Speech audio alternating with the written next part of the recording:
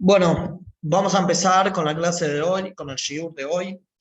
Obviamente que el tema principal del shiur es Mashiach y redención, como el Rebbe pide y nos dice de que la manera más rápida para traer la llegada del Mashiach es justamente estudiando temas que tienen que ver con Mashiach y redención. Y el Rebbe trae varios motivos para eso.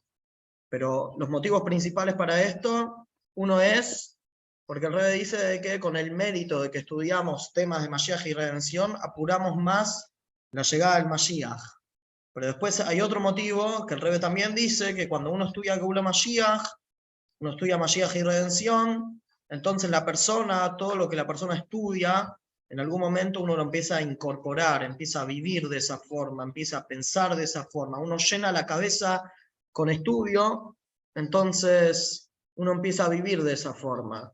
Así que estudiar Geula Mashiach tiene también un segundo sentido, que es para poder vivir ya, por más que todavía estamos en exilio, pero para poder probar y vivir con los temas que uno estudia, ¿sí? Con el tema de, en este caso, Mashiach y redención. Y aparte de eso, la Torá tiene una característica de que la Torá puede cambiar la naturaleza de una persona. Entonces, a través de que estudiamos estos temas como están en la Torá, empezando por la Torá escrita, ¿sí? Por el Tanaj, los libros de los profetas están llenos de estas cosas, y también en la Torá oral tenemos las leyes de Maimónides, los tratados talmúdicos, ¿sí? Que hablan sobre el tema. Eso provoca cambiar la naturaleza de una persona, y una persona puede vivir el tema de Mashiach y redención como si fuera que ya está el Mashiach. O sea, en otras palabras, empezar a cambiar el chip en la cabeza, empezar a pensar de acuerdo a cómo uno, si es que uno se encuentra en la época de Mashiach, cambiar el pensamiento, habla y acción. Esa es la fuerza que tiene la Torah. Nosotros esta semana estamos en una fecha muy importante, ¿sí? Es la última Sijá que tenemos corregida de manera editada como Sijá del Rebbe, Parsha Ki Tisa.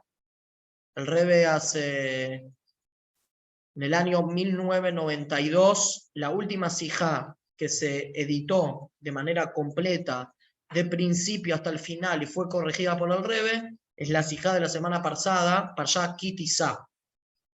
La última charla que el Rebbe habló es la parsha de esta semana, que es Vayakel, que el Rebbe llegó a hacer unas correcciones, pero ya no está editada como una sijá, porque el lunes, después del sábado Vayakel, en esa época había caído el 27 de Adar, el Rebbe recibió su derrame cerebral, estando en el Oel, y es por eso que son las últimas sijot, son las últimas charlas que tenemos del Rebbe hasta ahora, hasta hoy en día. Así que bueno, justamente las últimas charlas, obviamente que son las últimas palabras que escuchamos en público, el Rebbe haciendo Fabrengen, ¿sí? Entonces obviamente que a un Hasid, ¿sí? Le toca, son las últimas palabras que uno escuchó, ¿sí? Uno siempre quiere saber cuáles fueron las últimas palabras. ¿Sí? Yo tenía, por ejemplo, un amigo pobrecito de que le había fallecido el padre, y él todo lo que escuchaba todos los días eran los últimos audios de WhatsApp que le había mandado el padre. O sea, uno a las últimas palabras le da un valor especial porque sabe, hay un cariño especial, y sabe más que un Rebbe que ve el futuro, sabe que en las últimas cosas que el Rebbe quiere dar como mensaje, ¿sí? Obviamente que ahí está escondido todo el futuro. Por eso un Hasid tiene que vivir justamente con, ¿sí? Más que nada con las últimas charlas del Rebbe. ¿Qué tal, Rabino? ¿Cómo anda? Hola, perdón la demora. Estuve tratando de conectarme con otra computadora esta vez. Ah, lo perdonamos. eh, bueno, así que vamos a empezar, ¿sí? No sé usted de qué va a hablar, ¿sí? Nosotros vamos a hablar más sobre la hija de Kitizá, así que le dejo a usted la sijá de Bayaquel, que es la última, la última. No es muga. No es mude, No es ¿sí? muga. Pero el Rebbe hizo unas correcciones en la de Bayaquel, Sí, si no me equivoco. sí. Unas pequeñas correcciones Quizás vos decís mejor esa decir la correcta. Además de lo que quisiste también decir de Bayaquel. de Bayaquel. Bueno, la pregunta de este shiur empieza, ¿sí? Es algo que el Rebbe no lo habla de manera explícita en la sijá, pero es algo que el Rebbe de manera automática uno lo entiende en la sijá, ¿sí? La pregunta de hoy del shiur es, ¿el hecho que estamos en exilio es por elección nuestra o porque Hashem quiere que así sea el plan? En otras palabras, me explico un poco mejor. ¿El hecho que estamos en exilio es provocado por nuestros pecados o es porque Hashem hizo de que el sistema es de que para llegar a la redención verdadera y completa, que es la redención final, que es una redención eterna que no tiene ningún tipo de interrupción, para poder llegar a eso, sí o sí tenemos que pasar por un paso que se llama exilio? Esa es la pregunta de hoy. Por un lado, cuando nosotros decimos la tefilá de Musaf, que es la plegaria, la amidá, decimos Mipnei Hataeinu Galino Martzei. Por nuestro pecado fuimos exiliados de nuestra tierra. Quiere decir que la culpa la tenemos nosotros. Al ser que nosotros cometimos errores, pecamos, fuimos exiliados. Pero por otro lado, paralelamente, a veces se dice, y más está traído en el Tania de manera explícita en el capítulo 36 o 37, si no me equivoco, me pueden corregir, que todas las revelaciones de la llegada del Mashiach depende de nuestra acción y nuestro servicio en el tiempo del exilio. El Tania específicamente no dice en el tiempo del Beit HaMikdash, dice en el tiempo del exilio. De ahí se entiende que sí o sí, para poder llegar a la redención del futuro, a esas revelaciones de Dios magníficas que van a ver en la llegada del Mashiach, hasta tal punto las llamamos maravillas, en comparación a las maravillas de Pesaj, que fueron en la salida de Egipto, ¿sí? Decimos que va a haber una revelación de Dios infinita, ¿sí? Entonces, depende justamente de lo que nosotros hacemos y nos esforzamos en el momento del exilio. Quiere decir que el exilio es un paso, es el camino, es el escalón para poder llegar a la redención. Y si no hubiéramos tenido el exilio, nunca hubiéramos podido llegar a estas revelaciones magníficas, impresionantes, maravillosas, que van a pesar en la Geulá verdadera y completa, en la redención verdadera y completa. Y creo que lo mismo, esto es, lo que vamos a hablar hoy también es, en la vida del judío también, a veces uno se puede preguntar, ¿sí? Siempre está la famosa pregunta, sino cuando uno comete un error, uno comete una veire, uno comete una transgresión, si uno tiene la culpa realmente o está todo manejado de arriba, ¿sí? Porque siempre decimos que está todo manejado por Dios, todo es providencia divina, pero por otro lado hay recompensa, hay castigo, ¿sí? La persona es responsable de sus actos. Entonces, ¿hasta qué punto nosotros decimos de que uno es responsable de sus actos, de lo que uno hace, que tiene recompensa, castigo? Si uno hace lo que tiene que hacer, entonces recibe algo bueno. Si uno hace algo malo, recibe un castigo. ¿Y hasta cuándo decimos que está todo manejado por Dios y todo es providencia divina y todo lo que pasa tiene un sentido en cumplir la intención divina de hacer una casa para Hashem en el mundo, ¿sí? Una vivienda para Hashem en los mundos inferiores, que eso incluye particularmente y específicamente nuestro mundo físico y terrenal totalmente oscuro de la revelación divina, ¿sí? Lo mismo, esta misma pregunta la encontramos hace 3.300 años o en el principio de la creación. En el principio de la creación tenemos la misma pregunta, ¿sí? Adán Arishon, cuando mete y comete el pecado, Adam Arishon. ¿Sí?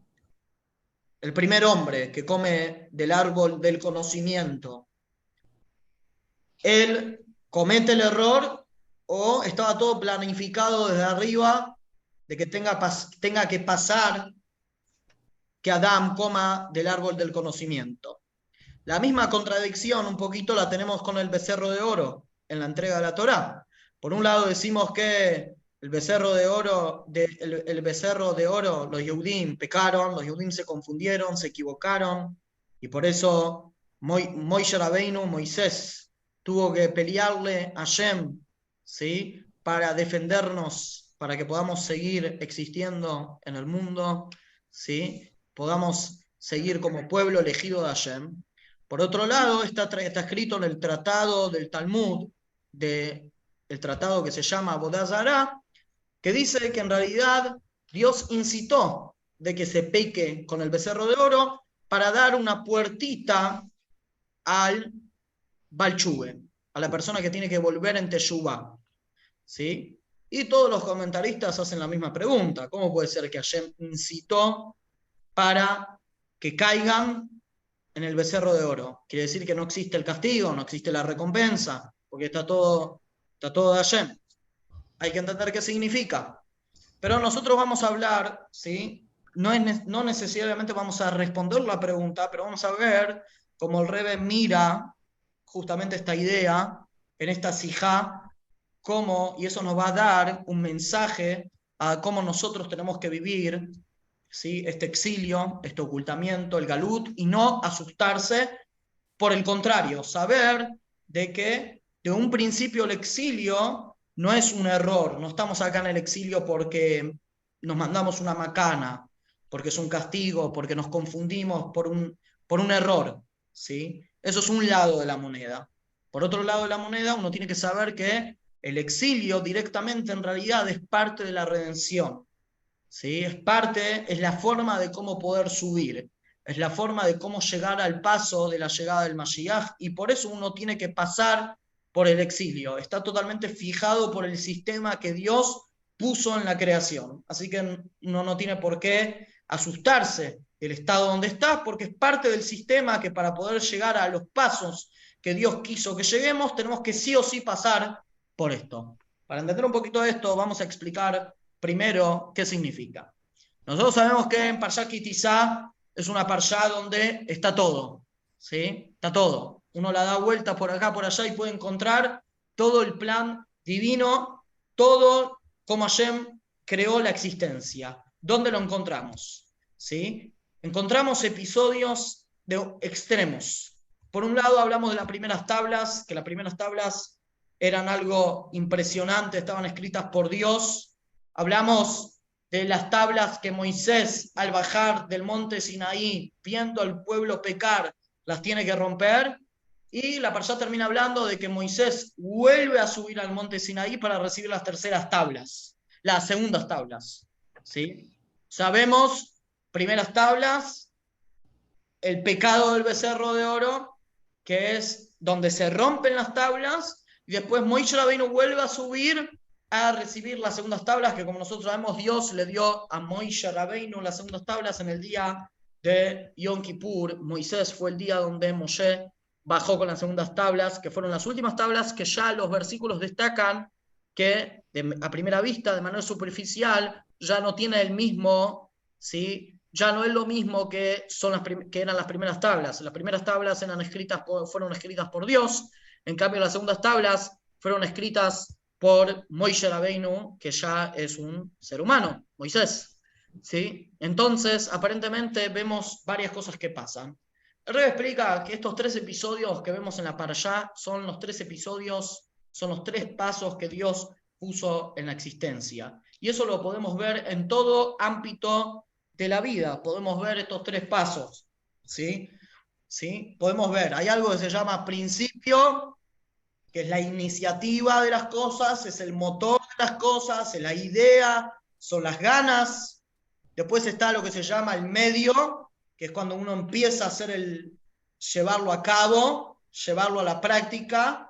Y después está el tercer paso, que es el fin de las cosas. Si lo decimos y lo definimos en otras palabras, el primer punto es cuando la persona sabe el objetivo, la intención, para qué. El segundo es hacerlo. Y el tercero es cuando las cosas llegan a su fin, a su objetivo. Por eso el tercero está muy conectado con el primero, porque cuando las cosas llegan a su fin, llega a completarse la primera intención, que fue el objetivo de hacer todo. Por ejemplo, un ejemplo totalmente literal y material. Si una persona tiene ganas de construir una casa, ¿sí? ¿Sí? La persona le gusta tener una casa propia y por eso tiene ganas y automáticamente se despierta una voluntad, un querer de construir una casa. Entonces está la iniciativa, ¿sí? ¿Por qué tengo ganas de tener una casa? Porque quiero vivir en una casa, todo el objetivo, ¿para qué? ¿Para qué tener una casa? Después está el segundo paso, que es hacer la casa, es averiguar los precios, llamar a los constructores, a los obreros, hacer los planos, construirla en la práctica, qué tipo de materiales, comprar los materiales, ¿sí? Ganar la plata para poder lograr, ¿sí? Construir la casa. Y después está cuando se completa la casa por completo, que es el fin, ¿sí? Cuando se completa la casa, se termina, que ahí la persona llega a sentir ese placer, ¿sí? Llega a sentir el objetivo, que el objetivo fue que uno hizo la casa para poder vivir, para poder disfrutar, y es el momento donde llega las cosas a su fin, a su objetivo, que la persona sí vive en la casa y disfruta de la casa.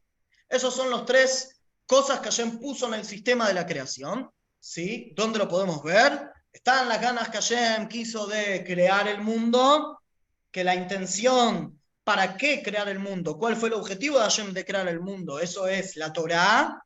Ese es el primer paso. Está el segundo paso, que es la creación misma, que es Briat Olam. Y está el tercer paso, que es cuando las cosas, el mundo llega a su objetivo, llega a completarse la intención y el objetivo y la meta de las cosas, que es cuando llega la redención, que es la Geulah. Si lo ponemos en el alfabeto hebreo, eso representa la letra Aleph, la letra Beis y la letra Gimel.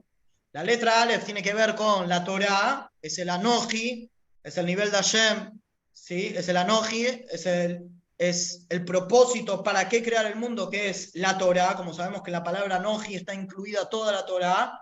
La letra Bet significa Briat Olam, que es la creación del mundo. Por eso el versículo donde habla sobre la creación es Bereshit bara Elohim, es con la letra Bet.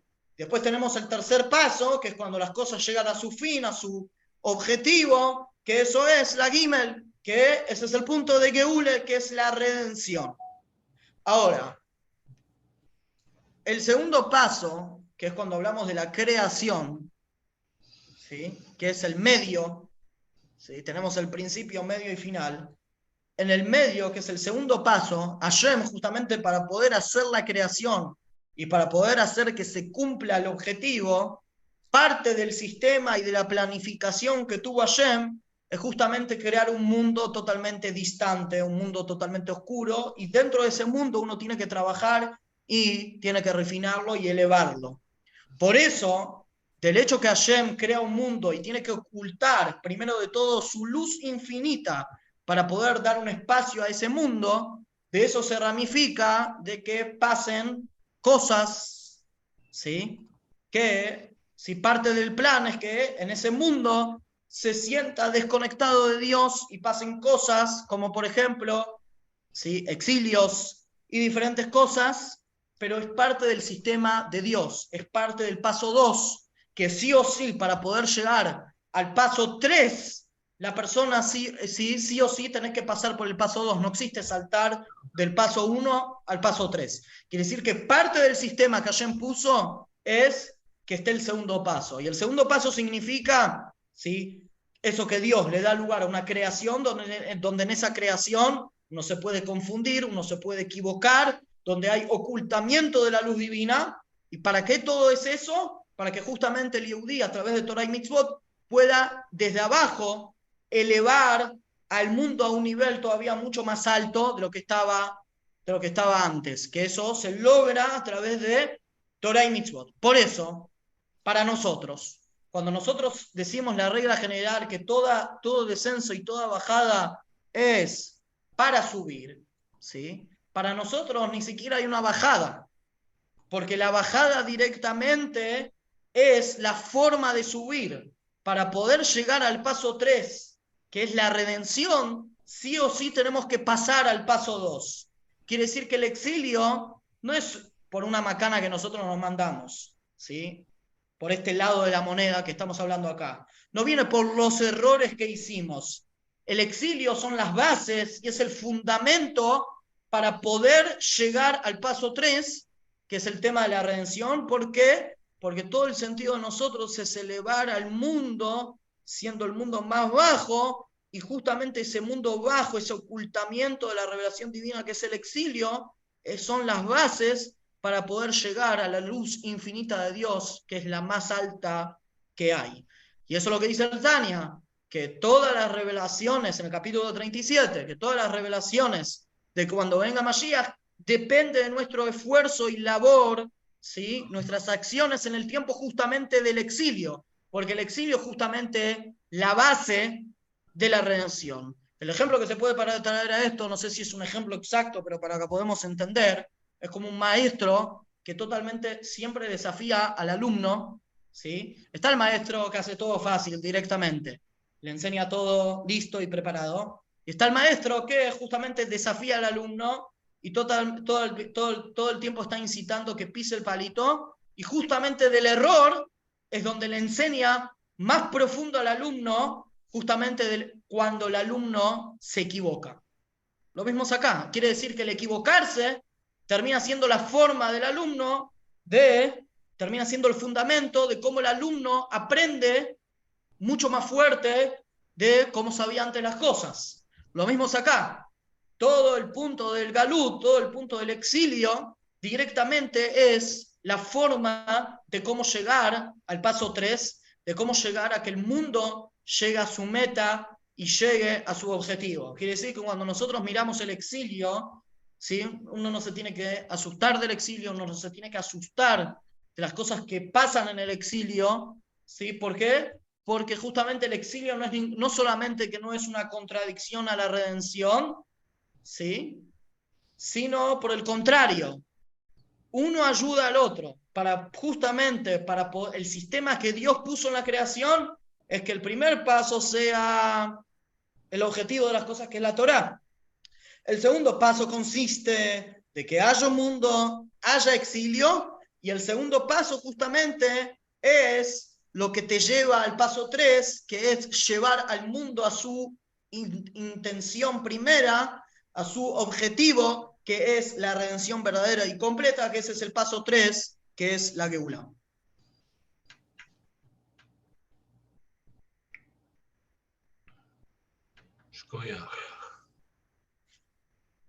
¿Y de Bayakel un poquito? ¿Ya terminaste o vas a decir algo más? No, lo deja usted. De De Bayakel un Bayakel poquito. ibas a decir algo, querés decir algo, dijiste que hay algunas cosas que Rebe corrige en Bayakel. No me acuerdo ahora justo qué es lo que el Rebe corrigió, pero creo que Yo el Rebe hizo 3 correcciones. Eso sí, estoy seguro. Una de las correcciones es sobre la palabra nifradim, que el Rebe puso, no sé, no me acuerdo si habían puesto la palabra separados, y me parece que el Rebe corrigió de no poner la palabra separados, porque hay años que la Parshá Bayakel y Pekudei se leen como separadas. Claro. Algo así. Porque el Rebe en la última sijá que el Rebe habló mucho sobre el mensaje de Abat Israel, el amor al prójimo, y el Rebe también habló interesante del Vayakel, que es el tema de congregar, reunir, interesante que este año también tiene que ver con eso, que es el año de Akel, ¿sí? Y el Rebe dijo que el hecho que vemos varios miles de judíos que están subiendo a la tierra de Israel, eso es similar, ¿sí? A lo que va a pasar cuando venga Mashiach, que eso es lo que cantamos en la canción de Akel, el verdadero Akel, que es Kahal, Gadol y Yashubu Eino, que la gran congregación va a volver a la tierra de Israel, el Kibbutz Galuyot, que va a ser el Mashiach, porque estudiamos semanas anteriores que el Mashiach ya empezó a actuar en el mundo. Entonces el hecho que se ve de manera masiva que los hijos de Israel suben a la tierra de Israel, Eso es para dar a la gente un poco la idea, ¿sí?, de qué se trata el tema de Kibbutz Galuyot, reunión de las diásporas. Obviamente que hasta que no venga la redención verdadera y completa, todo tema está medio mezclado entre el bien y el mal, ¿sí?, porque paralelamente, así como suben muchos Yehudim, suben también muchos Goim, pero para que el Yehudí empiece a ya vivir con los temas de reunión de las diásporas, Hashem hace en el mundo y pone para que uno empiece a tener idea de lo que se trata y la persona tome como ejemplo y vea y pueda vivir el tema de Kibbutz Galuyot, el tema de la reunión de las diásporas, que eso lo va a hacer el rey Mashiach, ¿sí?, ya esperemos que de inmediato. Amén. Bueno, Shkoyach. Sí, yo no me acuerdo, me acuerdo de las cosas que Rebe hizo, no me acuerdo de la diferencia que hay entre las correcciones que Rebe hizo.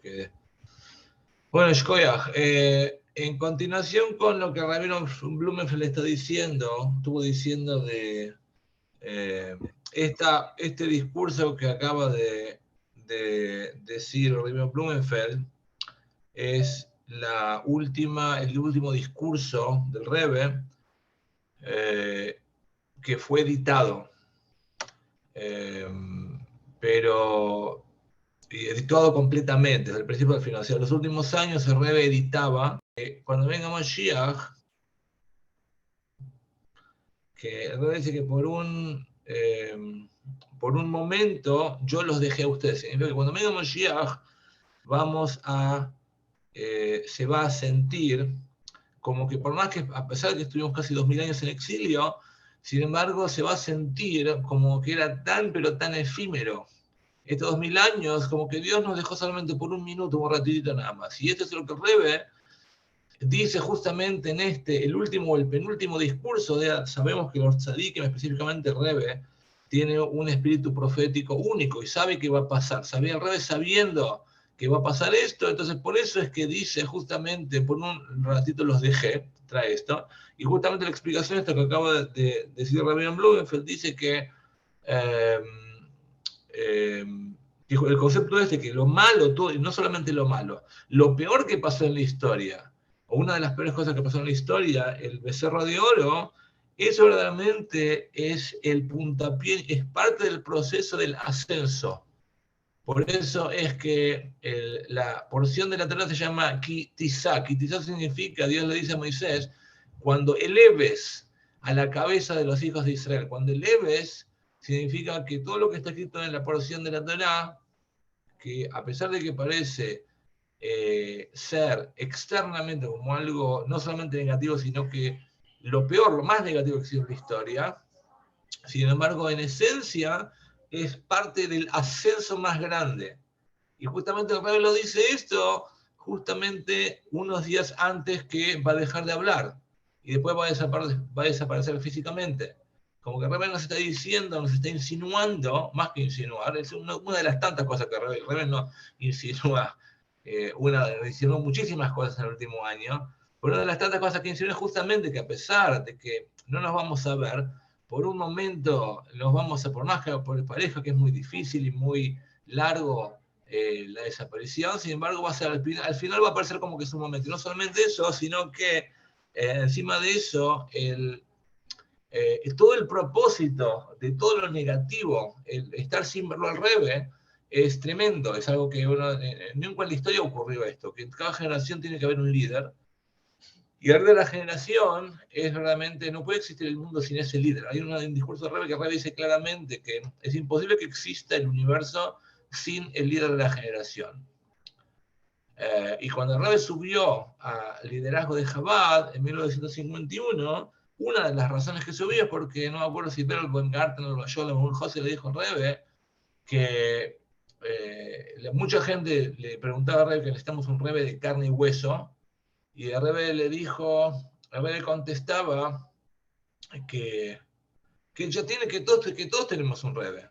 Como que el Rebbe anterior todavía sigue viviendo que esto que el otro. Y una de las Hasim le preguntó al Rebbe, sí, pero de todas maneras necesitamos la práctica, tenemos que tener. Entonces, el Rebbe tomó el liderazgo por eso. Entonces, en la práctica, hoy en día, por más que lo tenemos a Rebbe hoy en día, 100%, pero que hay gente que podemos llegar a sentir como que Rebbe no es Tajas o Shalom. Eso solo, eso es un y Rebbe lo predice todo esto, lo está vaticinando, lo está profetizando y dice que todo va a ocurrir.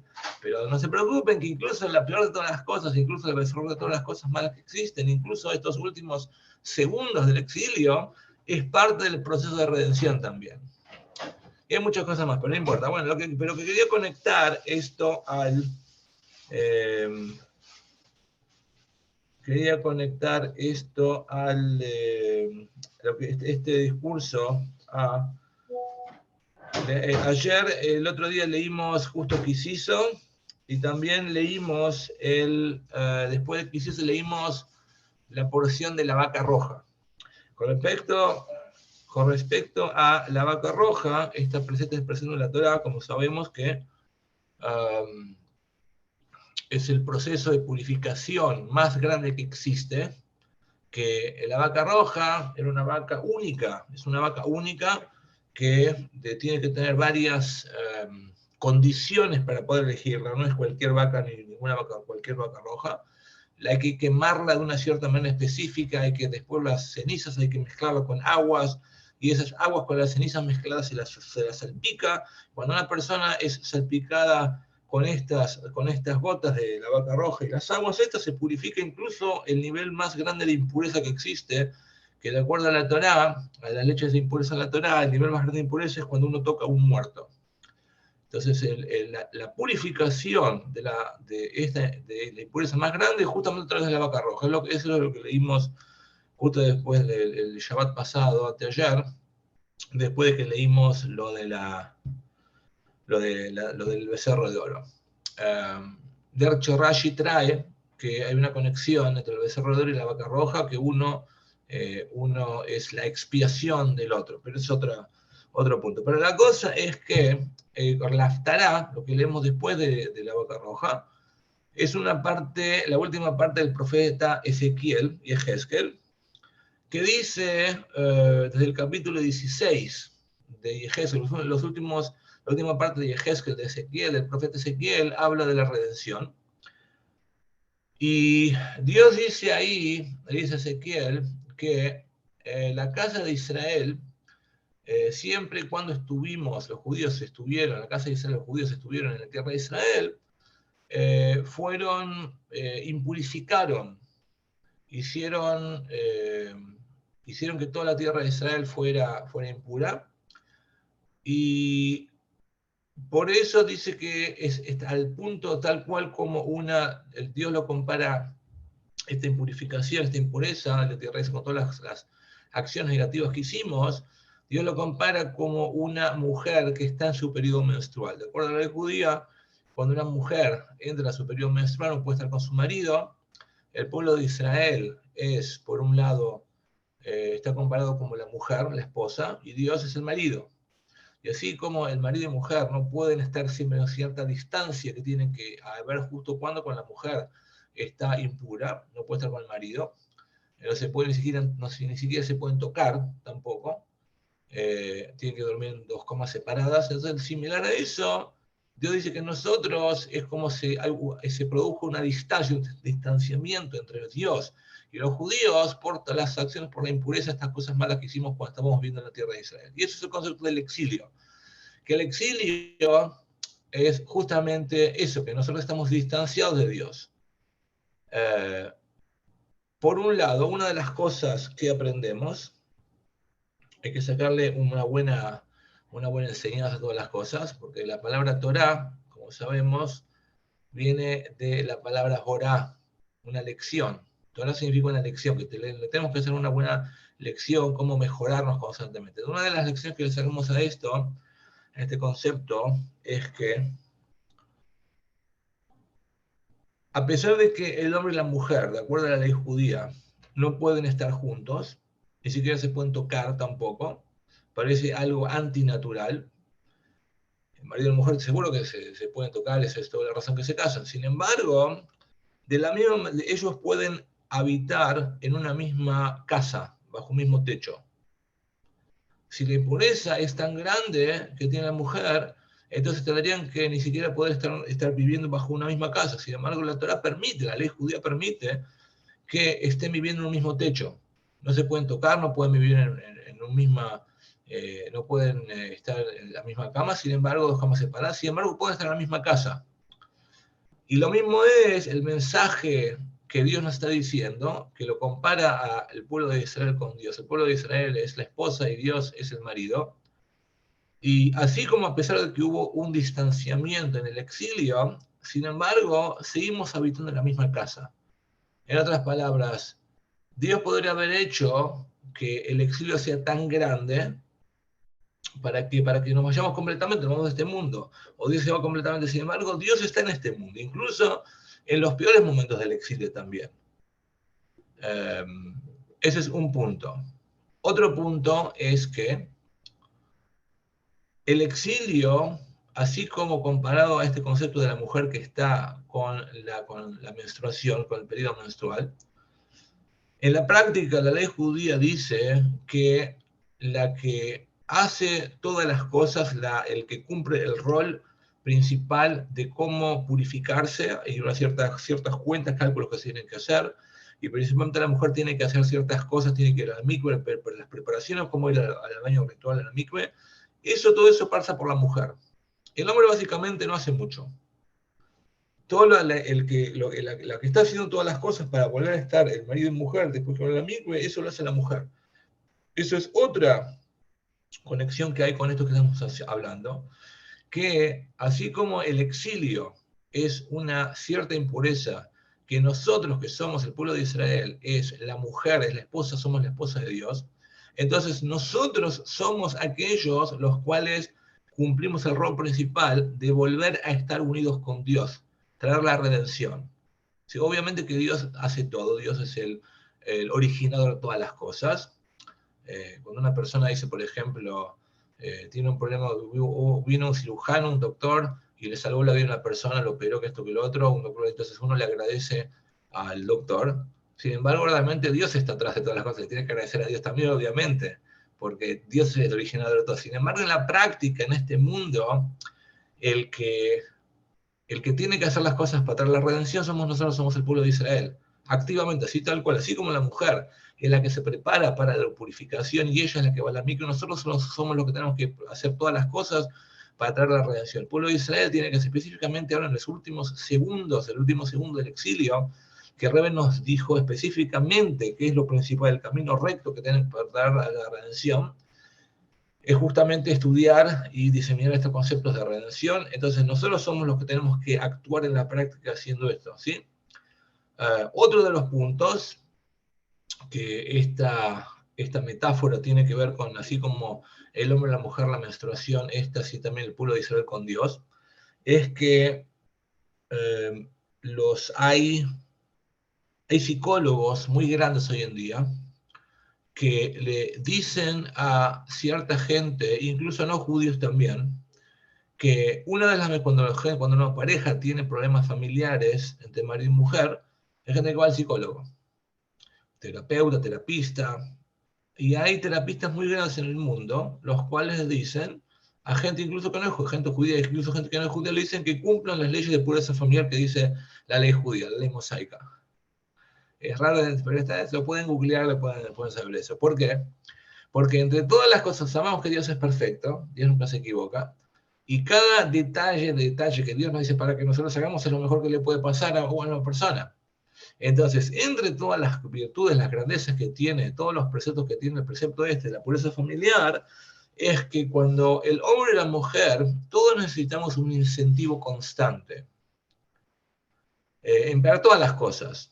Una amistad, un negocio, un estudio, todas las cosas que una persona hace, todos necesitamos, los seres humanos necesitamos estar inyectándonos constantemente de buenos pensamientos, de buena onda, constantemente, buenas vibraciones. Entonces, por eso es que Dios dice específicamente que el marido y la mujer tiene que haber un periodo en el cual estén distanciados. ¿Por qué? Esto es de acuerdo a, no solamente de acuerdo a la Torá, sino que incluso de acuerdo a la psicología moderna. que cuando están distanciados el marido y la mujer, este distanciamiento, que por un lado es negativo, obviamente que el marido y la mujer quieren estar juntos, sin embargo el distanciamiento trae unas ganas extras, un incentivo, una motivación extra para que se quieran más, para que te trae un deseo, fabrica un deseo entre la pareja para que quieran estar más juntos todavía, constantemente. Y eso es constante, todos los meses, cada 2 meses tiene que eso es constante. Lo mismo, el mensaje principal para nosotros es que exactamente de la misma manera pasa con nosotros y Dios. A pesar de que nosotros estamos en un distanciamiento, sin embargo, como dijo el Rebbe en este último discurso de la porción Kitizá, que incluso el becerro de oro, el origen de los pecados, de todo lo malo que pasa en la historia, gracias al becerro de las cosas, incluso las peores cosas que pasaron, todo eso tiene un lado bueno, es parte del ascenso que vamos a experimentar cuando venga Mashiach. Vamos a entender como incluso todas las cosas malas, incluso las peores tenían una buena razón. Porque por eso Dios dejó que Dios es el que organiza todo el plan divino, y obviamente que Dios es perfecto. Después Dios hace las cosas, y una de las cosas buenas que tiene es que el deseo que un judío puede llegar a tener en exilio por Dios es más grande que el deseo que un judío tenía cuando estamos en Jerusalén con el templo hecho erecto y todo. ¿Por qué? Porque cuando un judío se pone a pensar hoy en día que este distanciamiento que hay entre el judío y Dios, que entre paréntesis ahora vamos a tener el 27 del mes de Adar, el domingo a la noche, lunes justamente va a ser el momento en el cual el Rebbe tuvo la hemiplegia y paró de hablar. El último discurso que el Rebbe dijo justamente uno de los puntos principales de ese discurso, del que se repartió, es un discurso de Hasidut, que lo hablamos la vez pasada, de la próxima Tetzabé, el Rebbe habla ahí de que lo peor que le puede pasar a una persona, más que el sacrificio que tuvimos los judíos durante toda la historia, que nos persiguieron y nos torturaron, y que esto, que otro, los exilios, lo peor de todo es el exilio que estamos viviendo. Que un judío se siente que está alejado de Dios. Eso es lo peor de todo. Eso lo rompe la fibra más interna que tenemos, es la esencia de nosotros. La esencia del judío es la misma esencia de Dios, y eso tenemos que estar unidos todo el tiempo. El hecho de que no estemos así nos crea una situación, una ruptura que existe espiritual tremenda, por encima de todas las rupturas, por seguro que por casi 2000 años hubo muchas rupturas, hubo muchas cosas negativas, físicas, espirituales, pero esto es el colmo de todo, y específicamente cuando estamos soportando ya hace casi 2000 años, los últimos momentos que son los peores de todos, eso es lo que Rebbe dice. Pero por entonces, cuando una persona se pone a pensar esto, que estamos tan alejados de Dios, las ganas que a un judío le surgen para volver a reencontrarse con Dios son gigantescas, mucho más grandes de lo que estábamos cuando estábamos unidos a Dios. Así como la mujer y el hombre tienen ganas de estar, el distanciamiento provoca que haya un acercamiento más grande que existía antes. Lo mismo de la misma manera, cuando este exilio que estamos ahora experimentando, que es lo peor que existe, sin embargo, la parte positiva es que esto trae, cuando una persona le reza a Dios, todos los días estamos obligados a rezarle a Dios 3 veces por día, la mañana, la tarde y a la noche. Cuando una persona reza y se pone a pensar, incluso antes de rezar, se pone a meditar por lo menos 5 minutos, 1 minuto, ¿a quién uno está rezando? ¿Quién es Dios? Mi esencia, la esencia mía es la misma esencia de Dios. Yo estoy separado de Dios, no lo veo a Dios, no lo siento a Dios. Eso, la manera que una persona puede rezar con este sentimiento, lo acerca a Dios. Y no solamente que lo acerca a Dios, sino que nos acerca a Dios de una manera que el sentimiento de esta manera de rezar y de conectarse con Dios efectuó que venga la redención en la práctica. Eso, cuando Dios ve de arriba que un judío verdaderamente lo siente a Dios de tal manera y quiere acercarse, entonces ahí Dios trae la redención. Y eso obviamente que iba a ocurrir de los últimos años, específicamente no solamente lo del Baal Shem Tov, del hasidismo, uno de los grandes, hay muchas cosas que el hasidismo innovó. Una de las cosas de la innovación del hasidismo es la manera de rezar con judío. Hasta hace varios años atrás, que se viene también, todavía no sé, se lo conoce una de las definiciones una de las maneras de reconocer a un hasid, es una persona que se la pasa rezando todo el día, se la pasa rezando 3 horas a la mañana, Es una de las características, o es una de las características principales que tiene el Hasid. Cuando una persona reza de tal manera, y específicamente el pueblo del Hasidismo vino ahora en los últimos 300 años, justo antes de que venga Mashiach, para que nosotros, para que Dios sienta, nosotros estamos inyectándole a Dios ese sentimiento, estamos sincerizándonos con Dios de una manera única, justamente por cuanto que estamos distanciados. Ese distanciamiento trae verdaderamente un acercamiento y trae la redención. Pero al final, este es el principio de la Haftará, que el versículo 16, 16 de Ezequiel, casi al terminarse. Pero después, unos versículos después, hay otro versículo que Dios cambia. En vez de comparar el exilio, las cosas malas que hicimos que trajo el exilio de los judíos, trae otra comparación. Dice Dios que yo los voy a salpicar aguas puras sobre ustedes y ustedes van a estar limpios de todas las impurezas, de todas las abominaciones, y yo los voy a limpiar. Aquí Dios está diciendo, está comparando a la impureza de la vaca roja. Cuando una persona tocó un muerto, por ejemplo, entonces así el proceso de purificarse a través de salpicar estas aguas con la ceniza de la vaca roja, entonces Dios está cambiando ahora. ¿Por qué? ¿Cuál es la diferencia? Porque al principio un tipo de impureza lo compara con la impureza de la mujer que está impura y ahora lo compara con la otra de esa impureza que la purificación es la vaca roja? Porque existen una diferencia, existen diferentes conceptos, hay diferentes tipos. Las leyes de impureza son varias, son muchísimas, uno se puede, si bien pueden estudiar el Rambam, Maimónides las explica bien en detalle, pero entre otras las diferencias que hay, es que, por ejemplo, cuando una persona va a la mikve, tanto la mujer, después que tiene el periodo menstrual, o el hombre. El hombre, la costumbre del hombre es ir todos los días a la mikve, o por lo menos antes de Shabbat, ¿sí? Un decreto de Esdra, el que construyó el segundo templo, decretó que todos los hombres todos los días tienen que ir a la mikve. Hay gente que lo hace, gente que no importa. Pero eso, entonces, ¿cuál es la diferencia entre este tipo de purificación y la purificación de salpicar las aguas con la ceniza de la vaca roja? Una de las diferencias es que uno requiere intención, kavaná, concentración, la otra no. Si una persona, yo hoy por ejemplo veo a un judío que está caminando cerca de una mikve, de un baño ritual, y el judío no está interesado en ir al mikve ni purificarse o impurificarse le da exactamente lo mismo. Y yo de repente lo empujo, hago que se caiga en la mikve, en el baño ritual. Ese judío, ni yo ni el judío, por más que estuvimos contemplando en purificarse o no estuvimos pensando en purificarse, el judío está puro, de acuerdo a la ley judía. Lo mismo con cualquier persona, el purificarse a través de la mikve, del baño ritual, no requiere ninguna concentración. Existen concentraciones, contemplaciones, de acuerdo a la Kabbalah, que esto que lo otro, pero eso no significa que una persona, si no pensó, deja de estar puro. La persona se purifica con el mero hecho de sumergirse en la mikve.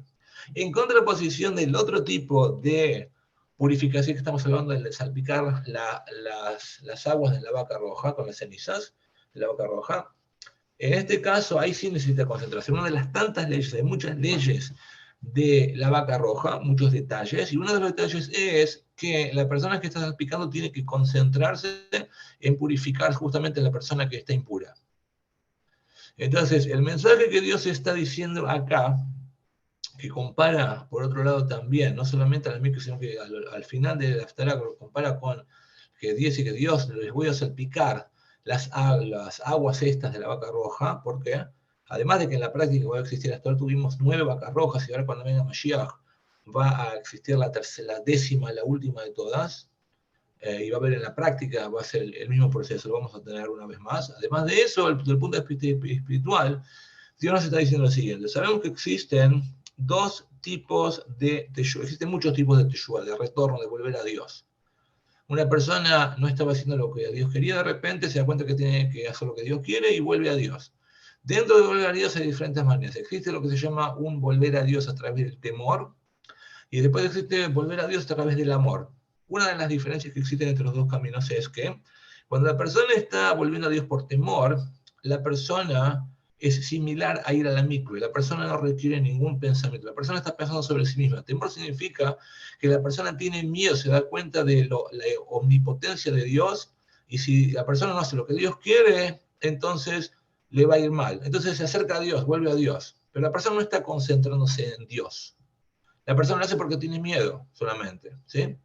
En contraposición de amor, amor por sí o sí la connotación, lo que indica la palabra amor es que la persona tiene sí o sí que pensar en quién es Dios y cómo lo ama. Si una persona no piensa con respecto a la persona no puede amar a otra persona, a otra cosa. Pero tiene que ponerse a pensar y eso le nace un amor.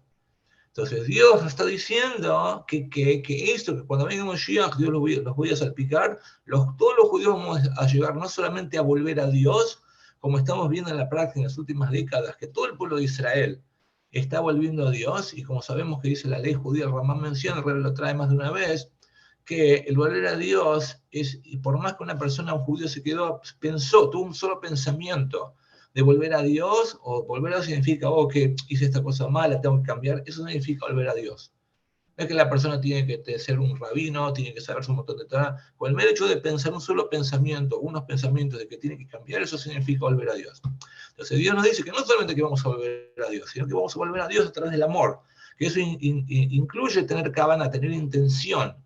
Es una manera de entender. La otra manera de entender las cosas, y cuando termino, es que dentro de cómo volver a Dios a través del amor, olvidemos del temor, del miedo.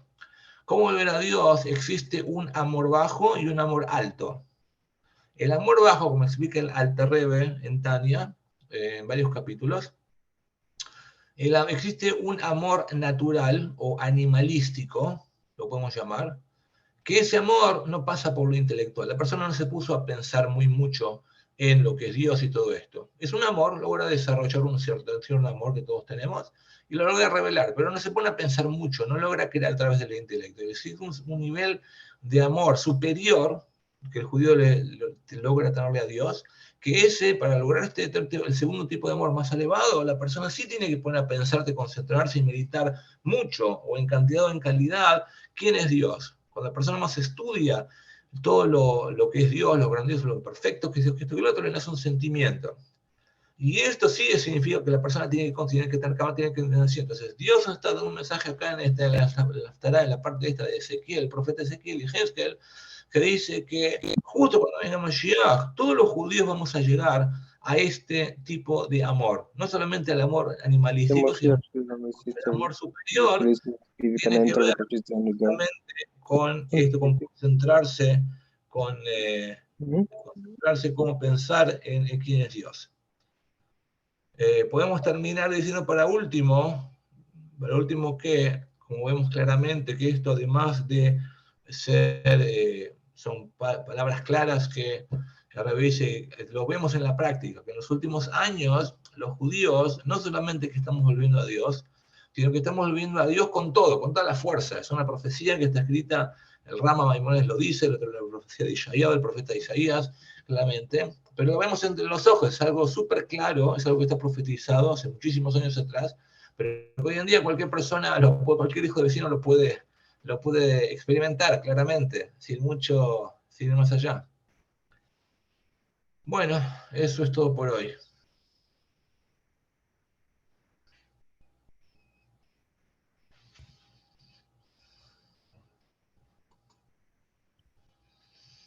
Bueno, ¿algunas preguntas? ¿Alguien tiene?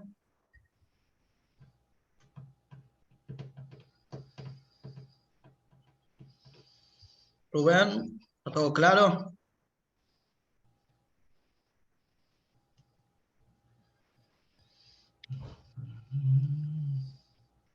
Sí, que bueno.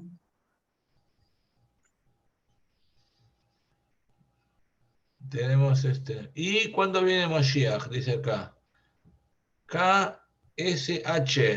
Dice, ¿y cuándo viene Mashiach? Ya, viene ya mismo. En cualquier momento, ya mismo.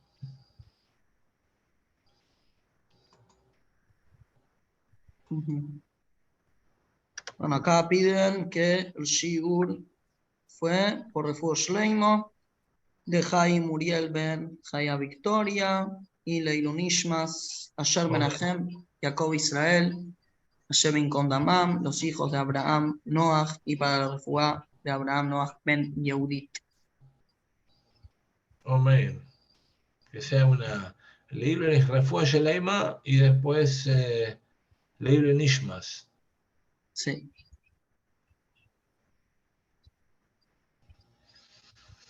Bueno, ok, nos Muy vemos bien. entonces.